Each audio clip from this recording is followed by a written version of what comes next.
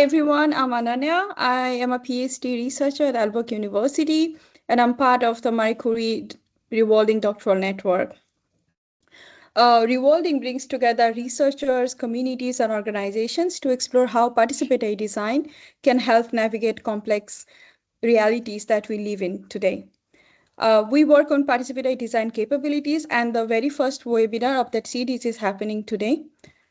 Right? Okay, so we were talking about how revolving network works on participatory design capabilities. This is the theoretical aspect, but what I have understood as a researcher spending with this topic for nearly 1.5 years is that participatory design is all about designing with people, not for them, and it brings together different voices that could shape the technologies and spaces that we use every day. Participatory design can drive real change in society by challenging who holds the power and surfacing the power equation, as well as surfacing different positionalities and perspectives so that we can build stronger connection between researchers and communities, creating the design practices that are sustainable and built to last. Today, we're going to talk about the reinstitutioning capability. It's a framework that I heavily use in my work and to intermediate the relationship between the institution and marginalized communities because I'm exploring platform cooperativism at a grassroots level. With that, now I would like to welcome our esteemed speakers, Maurizio and Tom, with whom I have the pleasure to work with and to learn a lot from them. First, we will go with Maurizio's session, and afterwards we will have Tom's session. And then I would suggest that you use the chat to write down your questions, and we will, towards the end of the session, we'll have 10 to 15 minutes to address your queries. Thank you very much. And with that, I would like to give the control to Maurizio to start the session officially. Thank you very much, Anya, and thank you everyone for being here. Yeah, as Anya said, we are talking about reinstitutioning today, and my part of the presentation will focus on research, starting with the concept of institutioning, and then all trying to see what does it mean to reinstitution at the end. This is a concept I've been working on for probably 8-9 years now. And so, but who am I? No, I work at Aalborg University at the Department of Sustainability and Planning with Anya and Tom. I am a researcher in participatory design, interaction design, and co-design, and I also have some training in science technology studies and occasional, let's say, détournement in that space. I lead a research group that is called Responsible Technology Futures. With Anang and Tom also, they're part of it. I am also temporarily serving as a chair of the advisory board for the Participatory Design Conference. I'm a member of the Association of Computing Machinery, and I have approximately 20 years of interdisciplinary experience, both in academia and in other organizations, mostly public organizations. Institutioning now is a way of thinking about the relationship between design research and the engagement with both existing institutions and the creation of new one. No? From a participatory design perspective, to think about institutioning means to reflect on the fact that processes that involve people in participatory design are both dependent on and informed by existing institutions. Examples can be, very basic, are the grants we receive as researchers, or the collaboration we establish with municipalities and other organizations. But it's also a process that is not only dependent on that, but is also capable of direct or indirect institutional change. And the way this process has been conceptualized, there are many, but here I want to mention two that are particularly relevant. One is the idea of institutional frame that was introduced by Elisabeth Huybrechts and colleagues in 2017, when they actually introduced the concept of institutioning to people doing co-design, and they relate with the kind of let's say level or frame to which we can think about this relationship that can be at the very concrete level of specific policies, to the level of thinking and framing the actions of a specific institutions, for example, a municipality or a university, and the metacultural level, that is instead what are supposed to be the way institutions behave in a certain society at a wider level. And that can be also combined with another important way of thinking that is mostly related to the first, to the a way of articulating the relation between the dependency and the capability aspect mentioned before, that are the contribution by Lodato and Di Salvo, are stressing how we can see the constraints that institutional collaboration place on design processes in different ways. And no, I'm not going to go too much into that, but it's basically from being a confined space of experimentation in which research then doesn't have any impact, to the potential sources of conflict in between what is proposed by participatory design process and the possibility given by the administrative processes, and when there are either ideological mismatch, so the people we work with and the design processes we're a part of kind of end up with results that clash with the narrative or general perspective of political actors. In this, those two elements suggest that basically we can try to look and at our position as design researchers in this space. And here is a way of summarizing them that I introduced with colleague a few years ago, and is basically accepting the fact that as design researchers, we operate in between the participants' aims and desires and institutional and sometimes also our academic discipline requirements. And through collaborative projects, we can try to shift ground if we follow the angle between design and grassroots. We can try to connect the grassroots initiatives perspectives and desires and try to feed them into the institutions, but there is always a risk articulated by Palmas and Bush, for example, that there is a risk that instead the flow goes the other way, so we can find ourselves as more advancing the agenda of the institution compared to the one of the grassroots communities we work with. And so this is a general way of kind of thinking about this position. I think more work is needed, and I'm happy we are having this webinar because I saw Thomas being reflecting on this from his own experience. And I know that is a kind of a starting point that I would like to say. I want to mention a couple of cases in which I will try to expand a little bit on these aspects. One is a new project called Common Fair that is being a project actually to which my work gets closer to institutions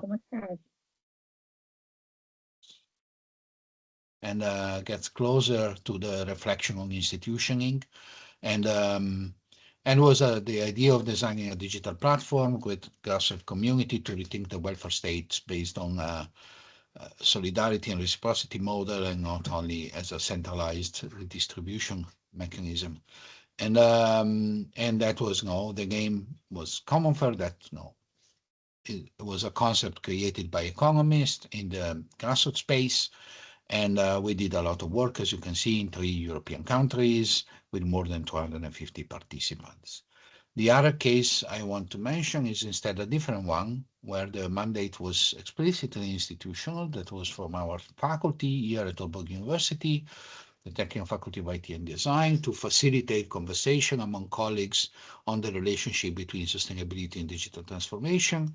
And the way in the group, work group, we are operationalized that has been the creation of these cards that you can see here, called pluricards, that were inspired by conversation in pluriversal design and critical computing, and were actually used to promote conversation among professionals, but also as a game with students.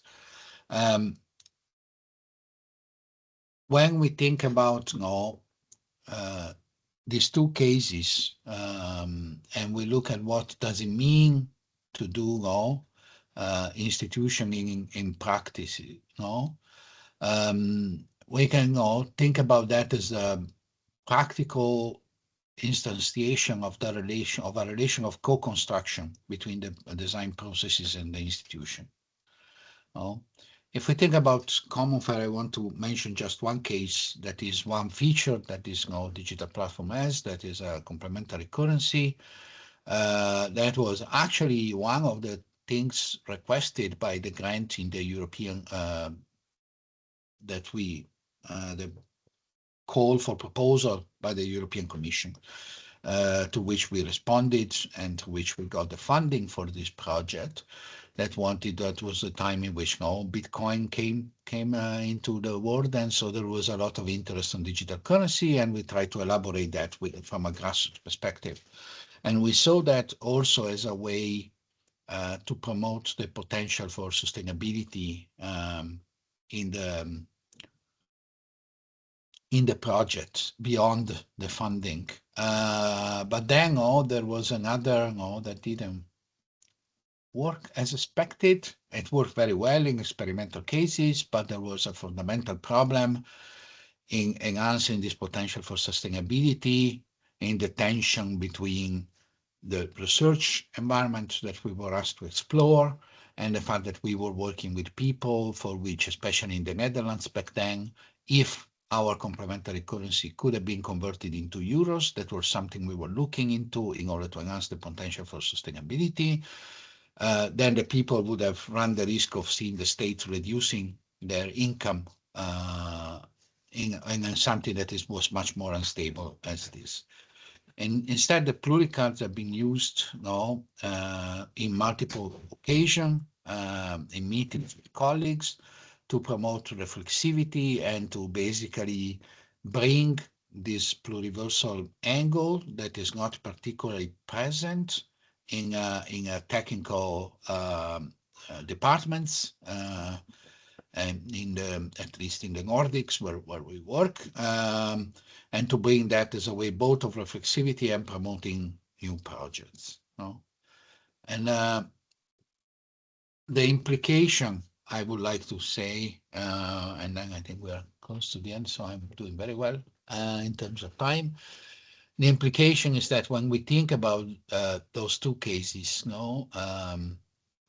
they expose the thinking about the institution, expose political relations, not political in terms of parliamentary politics, obviously, but in terms of tensions and power distribution. In the common fair case, the case I mentioned, the constraint posed by the Dutch regulatory system and management of digital currencies trigger certain tactical responses.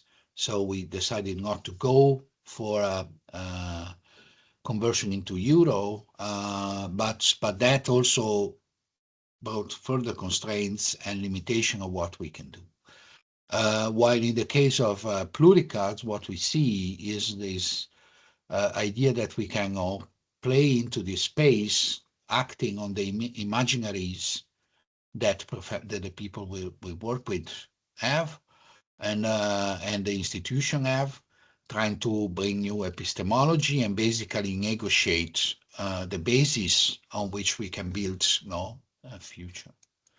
And negotiations take multiple angles. We have, I've used in the past the lens of strategies and tactics, so to stress what could be things we control and when we operate in somebody else's space. And in the two cases, what we see that those strategies and tactics can be detected in the formalities of agreements, in the way language can shift, and in different local workshops in common fare, to which we tried to continuously navigate the different requirements. And in pluricards, the basically tactical move we adopted as colleagues while building the cards has been this moving from the sustainable and digital transformation label that is also called a twin transition in many languages, and to the idea of the pluriverse. And I also want to stress that in those two cases, and as shown in the papers about them, negotiations are iterative. They're never there is constant process of negotiation. And in a nutshell, and this I finish perfectly on time. Now, if we think about the institution, we foreground the politics of design.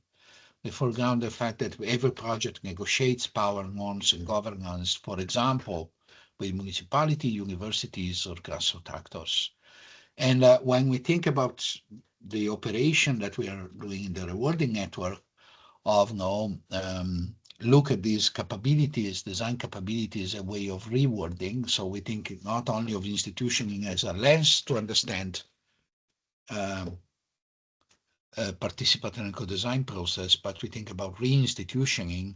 What we see is that reinstitutioning means to actively engage with the politics of design and the negotiations that design researchers are part of. And I think that's all on my side for now. And I think I can give the stage to Tom. Yes, thank you very much. So thank you for that, and thank you, Ananya, for your kind introduction. And thank you, Mauricio, for introducing your network. And in this short intervention here, I will speak about rethinking higher education, and I will then apply some of the content or the concepts, Mauricio, that you were introducing, especially institutioning and commoning and the different and different relations there. I will apply this framework that you developed, Mauricio, and I will use it to try to understand some of these higher education transformation processes that I have been involved in. So here you can see me. So let me just explain you who I am and what my positionality is, because it might help you understand where I'm coming from and what I want to do here in this program. Since I was a student, I have always been engaged in educational transformations in higher education. I have a master's and bachelor degree in chemistry, actually, from University of Copenhagen. And at that time, going back 25, 30 years ago, I was not very satisfied with the education I got. So I saw the chemistry program detached from societal issues and problems. So even at that time when I was studying, I got involved in the study board and as a student representative trying to affect or transform the program. However, the impact was not very great. Then I moved on to a PhD in higher education, where the issue was how to integrate ethical reflections in STEM teaching at universities with a focus on chemistry education. I managed to get that degree, and then for a number of years I worked in precariat positions. I did some teaching in the Philosophy of Science initiative, for example. That is one of my cases. And then in 2009, I finally got tenure at Aalborg University, where I have been ever since. Yes, so The methodology that underpins this introduction is based on Mauricio's and others' framework here. So what I will do is I am somehow translating that approach into something that can support an analysis of these educational change activities that I have been involved with. So therefore, my analytical strategy is to reinterpret some of these concepts for higher education. As I read the methodology, it's an interactional one. So the real focus is how the different circles in the methods, they kind of interact. They have and these are named institutioning, commoning, and redundancy. However, if we first start to look at the circles, then I take the starting point with the educators, and I think that educators can actually can be agents of change, and often, as one of my points here, it will go through educational design. So you could also here, instead of educators, put educational designers. I think most educators, we do design, maybe not of full courses, not of full programs, but at least of our individual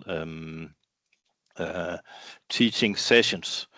If we look at the institutions, when we are talking about redesign of education, then of course university management is a central institution. We have the faculties, departments, but maybe even more important, we have public authorities.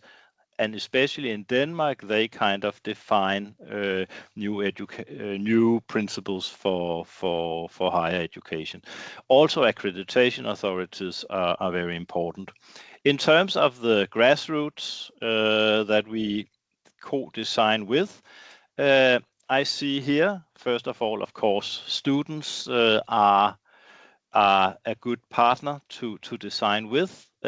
However, if an educational activity does not yet exist, then then you have to link up with potential new students. But also we have organizations of teachers, those will actually teach a course. It can be in unions for teachers and science workers, knowledge workers, but it can also be the scientific societies. And finally, we can also have we can link up with different institutions like NGOs, like environmental NGOs, peace movement, development organizations. If we look then at the concepts and the interactions, and this is what is kind of will drive my analysis of. I have prepared 3 case studies. I think I will not have time to go through them all, but let's then first look at these institutions and what do they actually mean. So institutioning is defined as a reciprocal process through which educators and educational designers and institutions, they shape, constrain, and transform each other. So here, this is regarding their interactions and relations. So we had one relation that is called intermediation, where educators mediate between the grassroots, the students, publics, and the institutional structures, and translating the needs, if you like. And we have co-optation, where the institutions kind of observe this input without real transformation. Then we have the commoning, which is defined as collaborative practices that foster shared knowledge and collective learning and alternative forms of organizing education. Again, we have 2 forms, educational practices that bring together students, civil society actors, NGOs around shared issues, Could be ethics, could be sustainability, could be philosophy of science. And we have entanglement, teaching, knowledge, and social political commitments, that they are inseparable or entangled. And pedagogy can actually shape and be shaped by these relations. Right. And then finally, we have redundancy, which is defined as situations where educators become less central as learning, organization, and action is taken over by the students and the institutional actors, where we are kind of only maybe facilitating a little bit. It can be productive because it provides empowerment and autonomy, self-organization, but it can also be problematic because you can lose critical mediation, and it can also allow for institutional dominance of the students. So when I talk about reinstitutioning here, it means like changes of the configuration here, changing these relations. Let us go then to my first experience, and then here we have to go back to the turn of the millennium. Because going back then, I had just begun my PhD in higher education, and at that time, university and higher education policies were being criticized from right-wing politicians. It was kind of referring back 30 years to something that happened during the 1968 youth rebellion, where the young rebels, they managed to pressure policymakers to cancel or get rid of a compulsory course called Philosophicum. It was a general course of philosophy that all students had to pass before they could get engaged in their own in their more specified studies. And it was a 500-year-old tradition, and so they wanted to reinstate that course. During public debate, we had philosophers and some university teachers to join in. So there was a controversy, or there was a discussion. So first of all, argument was that teaching this philosophy course was needed for the university students to be reflexive and critical. On the other hand, the argument for canceling the course was also being presented, namely that course would not really be relevant if it was same one size fits all and taught by philosophers. But then university educators, course designers, they jumped in and say, okay, maybe we can take the both from both sides, and then we can do a course that will stimulate reflection and critical research by the students, but at the same time make it compulsory and located within the specific study program. So there was like suggestions and proposals also by the educational designers, and they kind of informed and sent letters and had seminars and invited all the policymakers, and then it resulted in that the government at that time, a center-left government, suggested to change university legislation so that a compulsory course was supposed to be offered at all bachelor programs in Denmark. So if we go back here to the model, we can see that there was kind of in public debate. So the process started out in society by politicians, teachers, by a public debate that then put pressure into the institution, and then somehow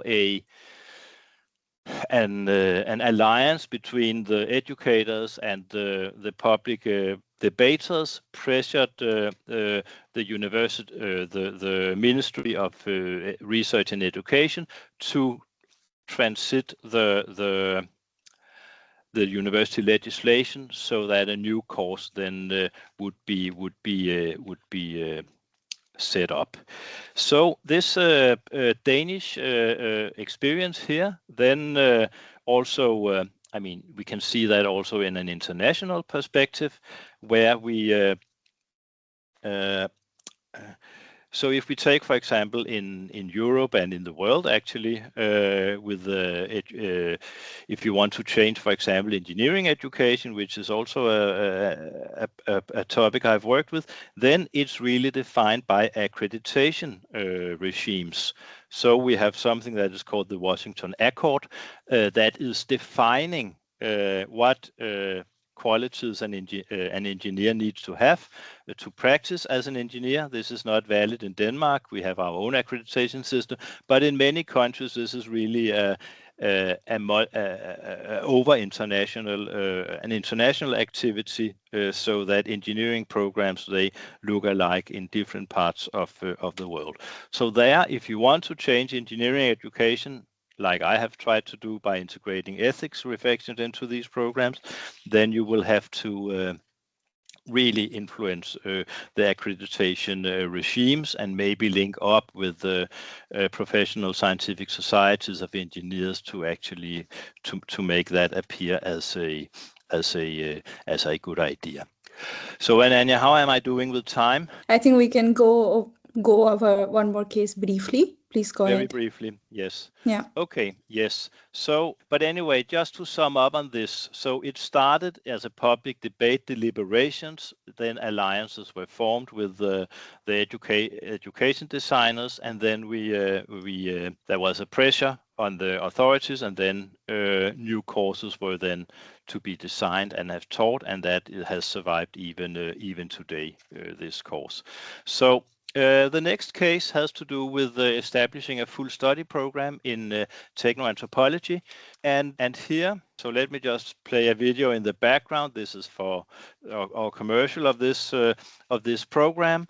It was the idea here was that our rector at that time at Aalborg University, he wanted Aalborg University to be a full university, a real university.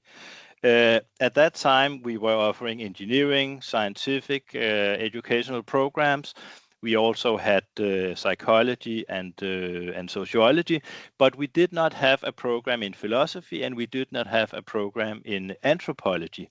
So therefore, we wanted, the rector wanted these to establish these new programs.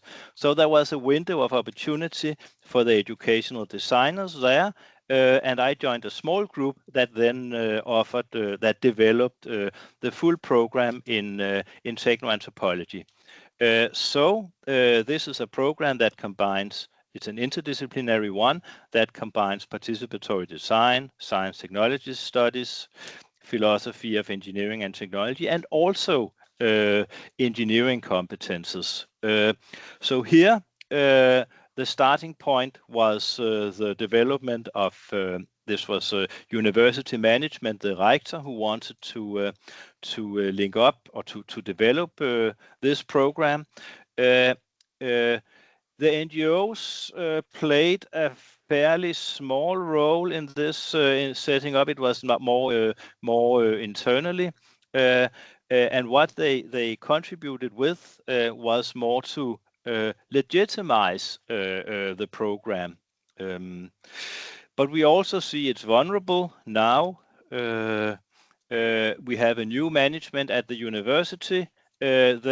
The new management do not want to be a real university or full university. It prioritizes the technical disciplines and has an endeavor, as I interpret it, as to be a technical university. And therefore, technoanthropology is now under pressure. But the different NGOs, they are supporting us in terms of legitimizing the system or the program.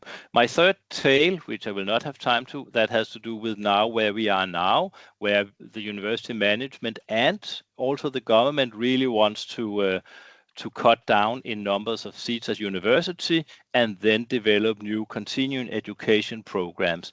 And this is an example of a participatory educational design initiative that we have done, where we have worked with different health professionals to develop a continuing education program. Anyway, let me then go to my conclusion here. So first of all, I would like to say that ministries and university managements, they have very strong opinions on higher education. They send out directives and they have legislation, really. So there is a high pressure there.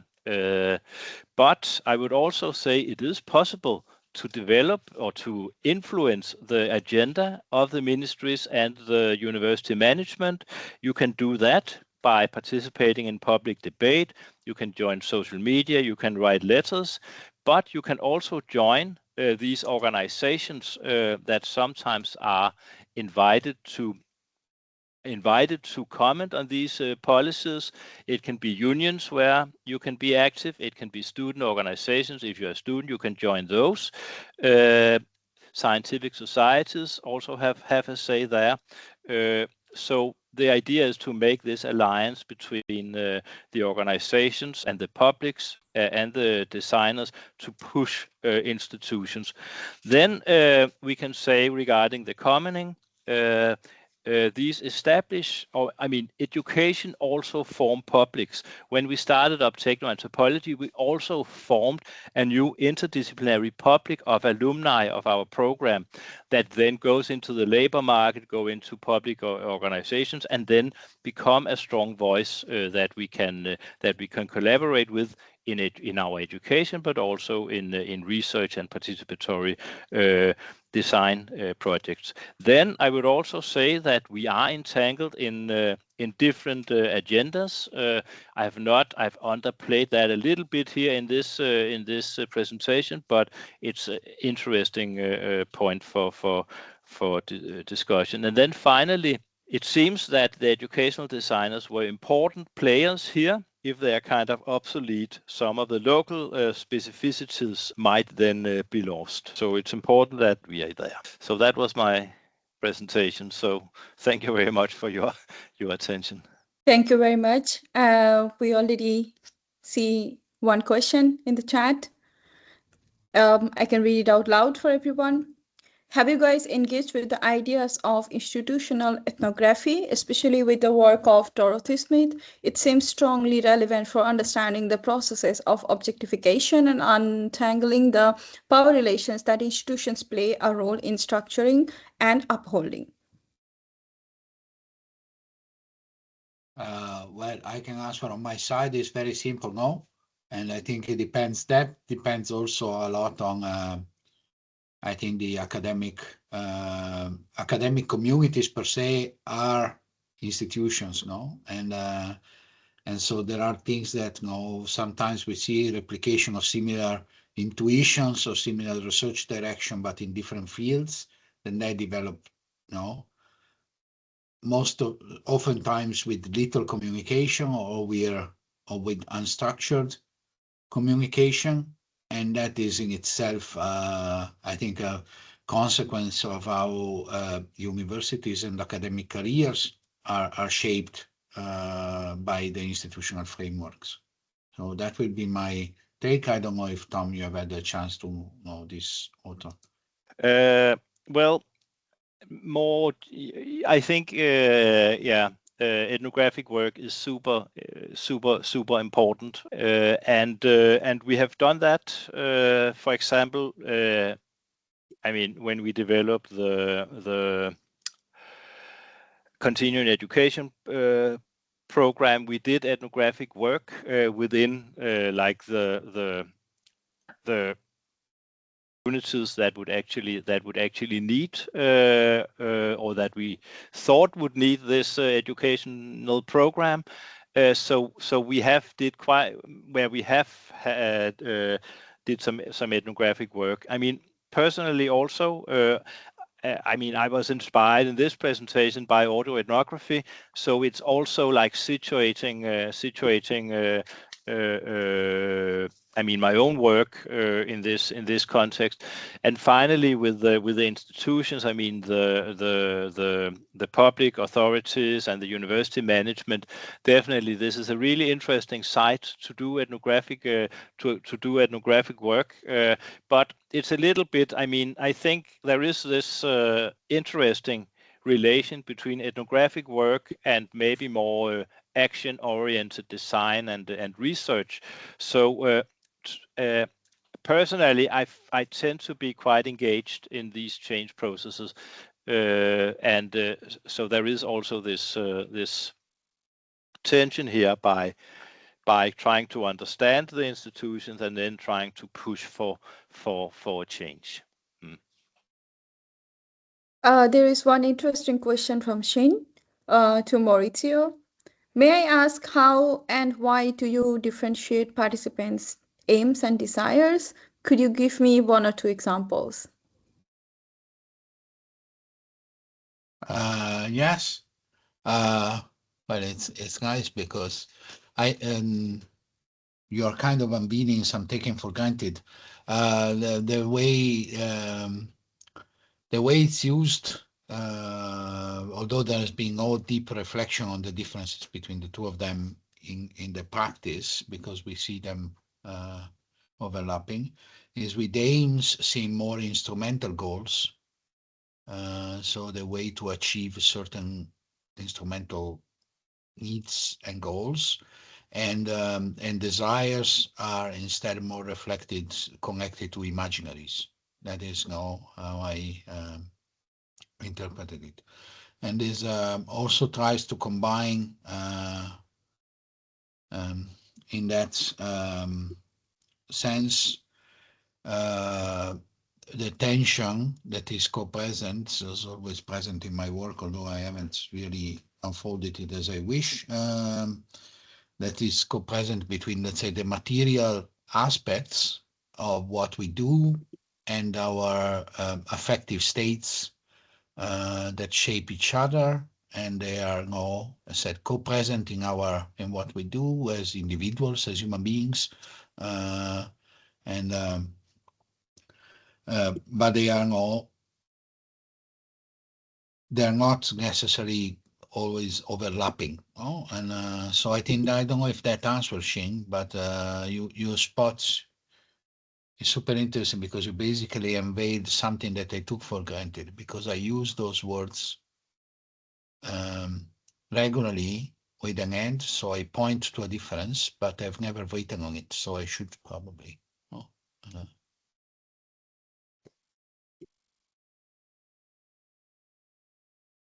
Thank you, Shane. Is there any more question? I have a question related to this one. Probably might not be, but let's we can discuss that. Maurizio, I'm wondering that in the process of intermediation, designers can slip and reintroduce power while dealing with the grassroots community, right? So I think it might be an interesting question for people, researchers. We have several people from Rewilding who are dealing with more than human actors. We're dealing with marginalized population.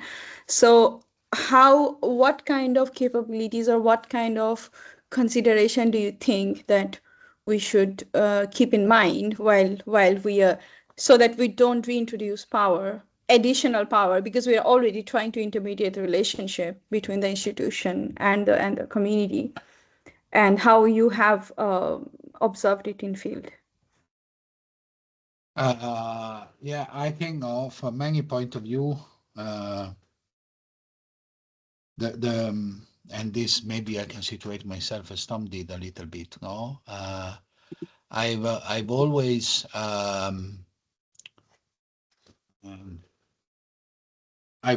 thought about power as something that is always present, and the question is how it's distributed.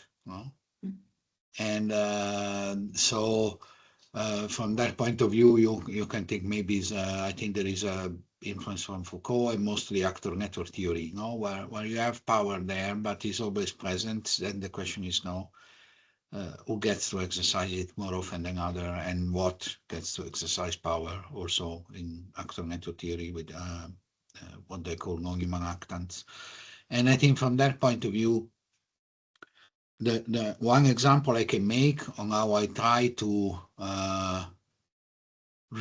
rebalance power in the projects in a way that stays as much as possible with the participants I want to work with, is that I try to embed their perspectives since the beginning of the projects. For example, Common Fair, we had, if you want to call them representative of grassroots communities, to NGOs as direct partners, beneficiaries of the project in the EU language. So actually doing, and actually they did the research framing, the work package that was framing the remaining part of the work. And in another recent work with a PhD student in the University of Trento, Elena, we worked on mostly she worked because it was her PhD work. She worked on taking some tools that we in design research can use in the specific case personas, and to use them as a way to allow people to shape them extensively, using large language model as a way to produce very rapid prototyping, and then the people can extensively critique and then builds with she has a LGBTQ plus perspective. And so that is one way. So I would say that the way I try to do is that to involve the participants in the definition of the problem that we are going to address with in the design process, and to involve them in evaluating the means to address the problem that we can develop with our skills. And there is old sentence by Pelin that I always like, that he says that he liked to see himself as a person with design skills that was taking part to things done with other people. And this is what I try to do, to try to adjust my own practices to kind of do that. But as I said, I think power is inescapable. The point is who gets it and how much. I don't know if that answered your question. Well, yes, it did. But there are two more questions, one for Tom and one for Maurizio. So maybe we can take a quick turn on Ashley's question, and then we can move to Tom. She asked that in Common Fair, you chose not to let the local currency be exchanged for euros to protect participants, even though it limited the project. In similar situation where rules can harm participants, do you see this kind of decision as a deliberate stand against the system, and how do you explain these choices to funders or regulators so they might change their rules? Well, maybe I can tell the story a little bit. Because basically when we realized that there could be a problem, it's not that we just said, oh, it's a problem, no. We actually started a conversation. The colleagues in the project in the Netherlands started a conversation with the tax agency. They reached out to the ministry bureaucrats and so on. And at the same time, myself, Chiara, and as part of the coordination team, we reached out to the European Commission, and that we were stuck because the European Commission angle was saying, no, but tell the public regulators that this is research, so they should grant a waiver to these people, that even if, at least for the research time, that doesn't impact them. And but the tax authority was not as flexible, and so I don't think that our decision was a deliberate stand against the system, was a deliberate stand not to harm the people that gave us their time. And we knew that we were losing opportunities there, egoistically speaking, no, from the point of view of the project. But there, that was the, and it was not, no, it was not, we had a full project meeting, 2 days, fully, in which this was basically the only thing we talked about.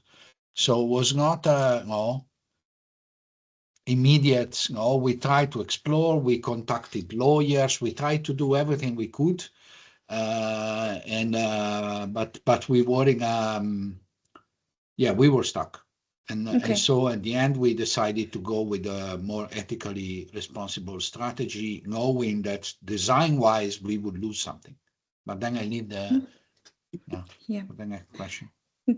The next question is to Tom, and we have just 5 minutes left. So it's from, one moment. Yeah. Oswald says, hi Tom, how did you change as educational designers throughout the years, given that you become more and more intertwined with your institution? With that, I want to add a small note that I have taken, that the moment you mentioned the techno-anthropology program is again vulnerable, it seems like the role of education designer will surface from time to time, even after the co-optation that we see in the framework. So with that, Tom, over to you to answer and reflect.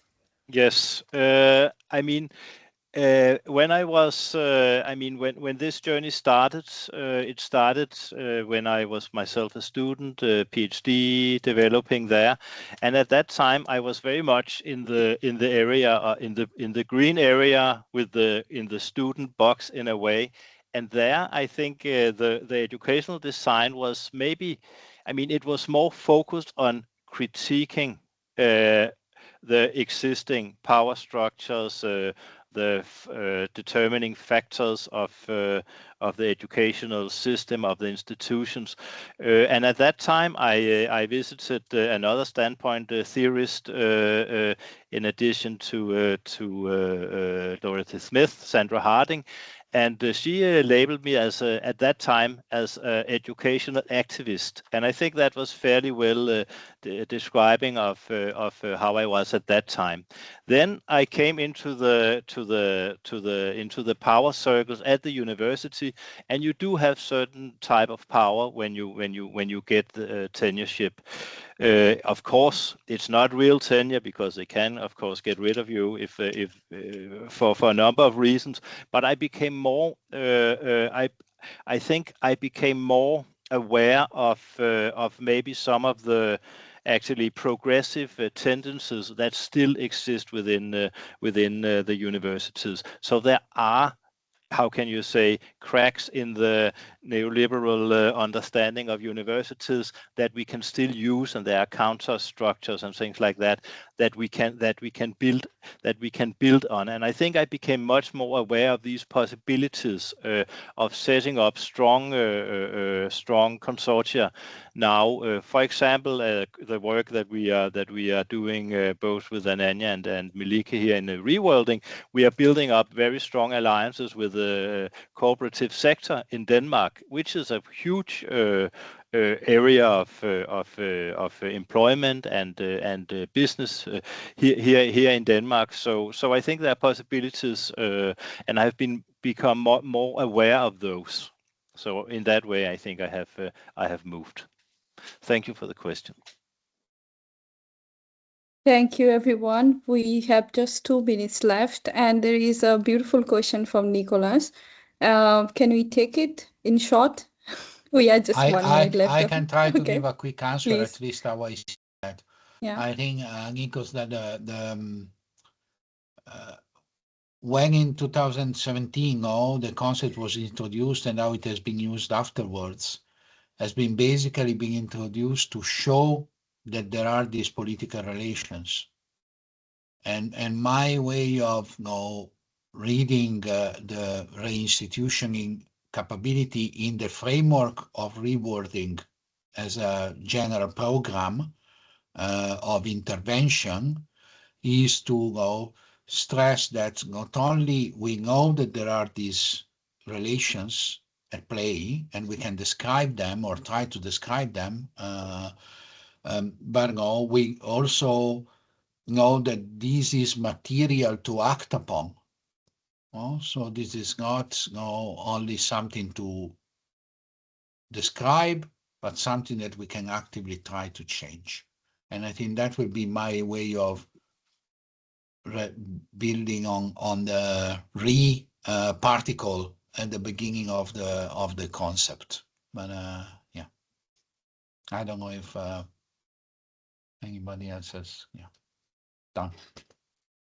You are right on time. And thank you everyone for engaging so actively. Thank you for the wonderful presentation, Maurizio and Tom. We'll be back with another webinar on participatory design capabilities. Thank you for attending today. Thank you, Anya, for facilitating. And thank you, everyone.